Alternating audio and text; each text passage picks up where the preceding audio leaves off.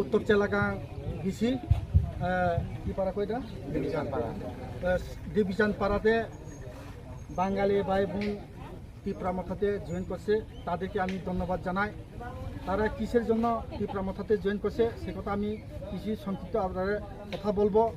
কারণ দীর্ঘ ২৫ বছর বামফ্রন্ট করছে তারা, কিন্তু বামফ্রন্ট ছেড়ে বিজেপি গিয়েছে।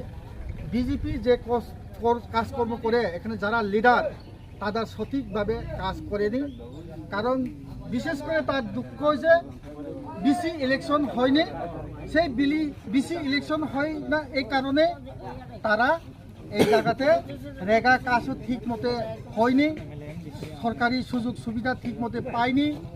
বিভিন্ন পানীয় জল থেকে বলুন, রাস্তাঘাট বলুন, যে কোনো সুযোগ সুবিধা বঞ্চিত। 10 বছর যাওয়ার পথে ছিল না, 5 বছর শেষ, 10 বছর যাওয়ার পথে ছিল বিজেপি সরকার ত্রিপুরারে যে এসেছে, কিন্তু তার কাজ কোনো উন্নয়ন নেই।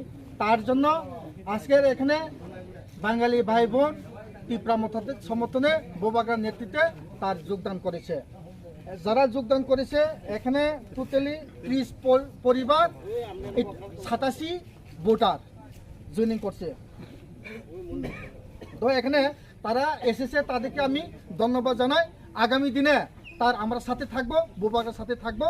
বোবাগরাকে আরো শক্তিশালী করার জন্য এখন টিসিএফ বাইরেও আরো শক্তি দিয়েছে।